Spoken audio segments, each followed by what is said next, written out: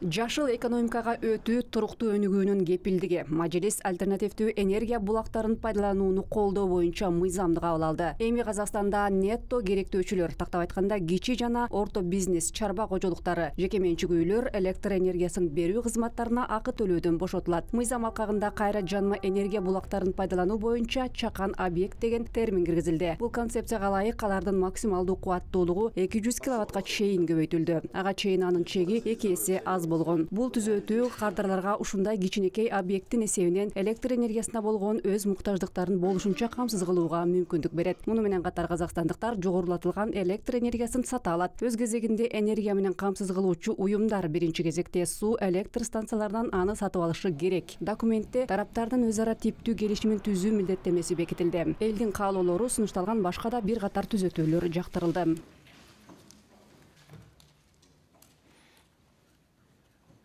Энергия жабдыктоочу уюмдар менен түзөтүүлөрдө энергия менен жабдылуучу уюмдардын жалпы кубаттуулугу 10 мегаваттан ашпаган. 2023 жылдын теке айынын бирине чейин пайдаланууга берилген суу электр станциясынан электр энергиясын артыкчылык менен сатып алууну жүзөгө ашыруу, газды альтернативдүү отун катары пайдалана турган жылуулук берүү объектилерине инвестицияларды жана ишке кошуу, жөнгө салуу иштерине багытталган генерацияланган курулмаларды жаңыртууга, реконструкциялоого жасала турган инвестициялык макулдашууларды кеңейтүү, кайра жанма энергия булактарын пайдаланууну колдоо жаатындагы мамлекеттик жөнгө салуу каралган. Энергия көздөрүн пайдалануу колдоо саласында мемлекетти реттөө.